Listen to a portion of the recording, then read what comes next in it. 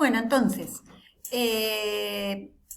esta obra que se llama La Escuela de Atenas, de la cual hemos ya comentado, es una obra de Rafael de Sanzio que pinta en las estancias del Vaticano cuando se estaba modificando en este siglo XVI, en donde el papado estaba tratando de reconsolidar a Roma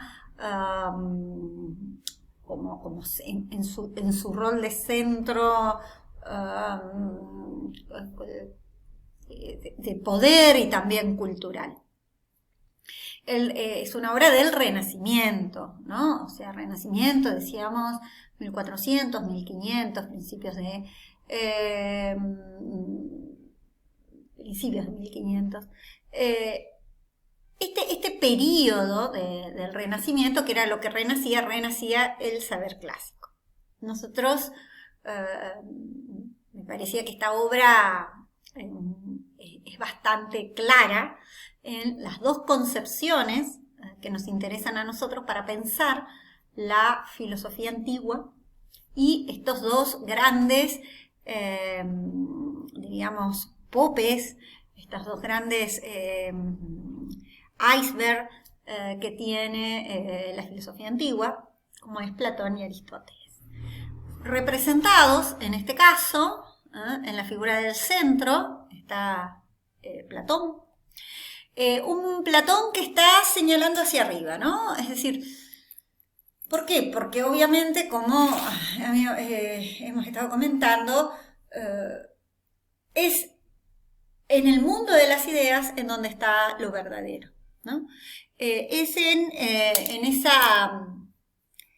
ese mundo en donde se encuentran las distintas ideas, es ese mundo suprasensible, es ese mundo de lo eterno, y dentro de esas ideas están la idea suprema, que es la idea de lo bello, lo bueno, lo verdadero. Decíamos, no puedo tener idea de algo bello que no sea bueno o que no sea verdadero, ¿no? Es decir, las tres van juntas. Cuando yo veo en el mundo sensible un objeto o una persona y digo que es bella, por medio del lenguaje me estaría engañando, diría Platón. Podríamos decir que dice Platón. ¿Por qué? Porque ese objeto es bello, o esa persona es bella, no por una cualidad en sí, ¿no? Es decir, no por una cualidad que tenga ese objeto, sino porque participa de la idea de belleza. Entonces, no es una cualidad del objeto, por lo tanto, no sería una belleza objetivista, ¿no? No sería una belleza del objeto, una belleza que yo puedo responder a partir de ciertas características formales que me presenta ese objeto, sino que es al revés, ¿no? Es decir, ese objeto es bello en tanto participa de esa idea de belleza. La participación tiene que ver con cómo se relaciona, decíamos, este mundo sensible con este mundo suprasensible. ¿Y qué es lo que hace? Y ahí aparecía esta idea de mímesis también, que le hemos mencionado, que es una imitación de esa idea. ¿Qué concepción de artista, por otro lado, que lo hemos hablado y charlado a partir del texto de Lión, en donde para Platón el artista es justamente un inspirado. Pero este artista como inspirado, lo que se vincula a aquellas disciplinas artísticas, diríamos hoy, como la danza, como la música, como el teatro, la poesía, ¿no? En donde el caso de Lión, por ejemplo, menciona que el rapsodo, el poeta, está siendo inspirado por las musas. Por lo tanto, está siendo poseído, ¿no? Esa inspiración, esa posesión que entra en un entusiasmo y de lo cual no puede dar cuenta de que se produzca un proceso. distinto, ¿sí?, a esta concepción de las artes como inspiración, estaría más vinculado a la poiesis. En tanto que la techne tiene que ver con aquellas prácticas, aquellas, podríamos decir hoy con terminología actual, aquellas disciplinas que estaban ligadas a la mímesis, a la imitación. Pero esa imitación de lo que veo en el mundo sensible, ¿no? Es decir, voy a producir un objeto sensible que imita un otro objeto sensible que a su vez imita a las ideas. Entonces, sería una imitación en tercer nivel. Por lo tanto, ¿no?, habría una menor calidad, ¿no?, una menor cercanía con esa idea, ¿no? Sáquenlo de menor calidad, una menor cercanía a esa idea. Cuando hablábamos de esa censura que hace Platón en la República, esa expulsión de esa república ideal que está presentando Platón, tiene que ver justamente con estos poetas, con estos artistas, que lo que hacen es imitar, ¿no?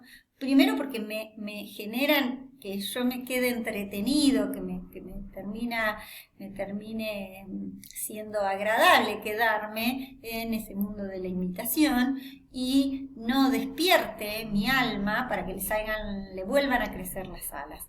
¿Recuerdan? Comentábamos en ese mito de la reminiscencia, que lo presenta en el Fedro, en donde plantea que justamente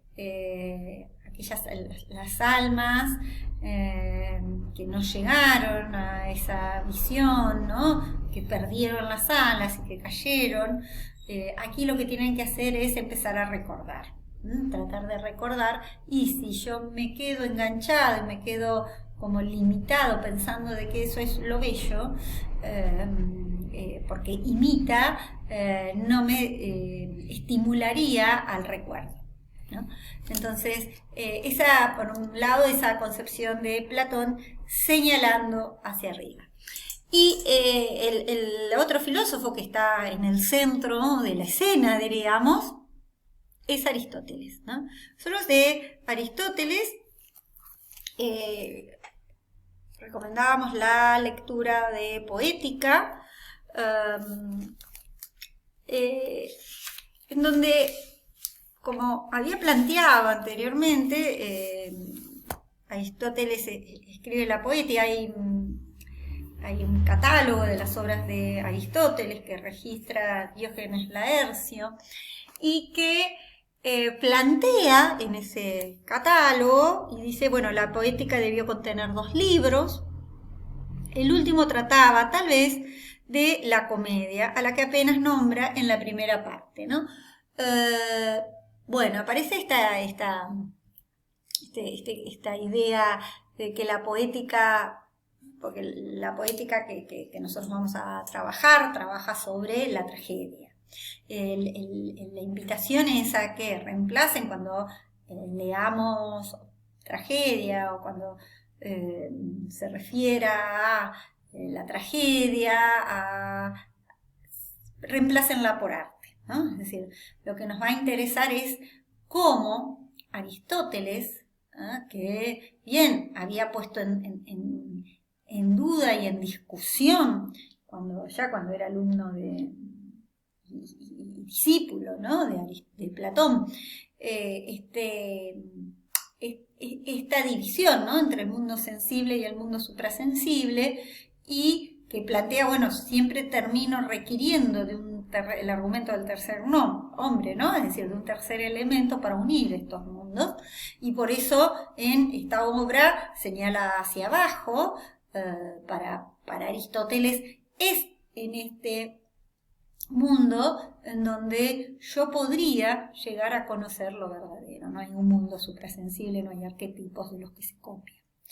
Y la pregunta que uno se tiene que hacer y con la que uno tendría que entrar en la lectura de la Poética es y que de alguna manera busca responder Aristóteles en la poética, es justamente qué es el arte, ¿no? Acá pregunta qué es la tragedia.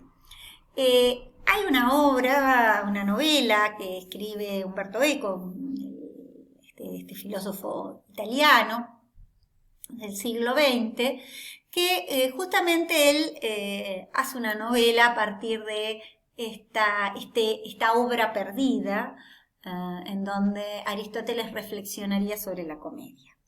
Bueno, queda en el umbral de la novela, ¿no? Esa novela fue llevada al cine y es la novela del Nombre de la Rosa. Es una película muy vieja que yo ya se las he comentado en otro momento, ¿no? Entonces, este Aristóteles que va a preguntar justamente por qué es el arte, ¿no?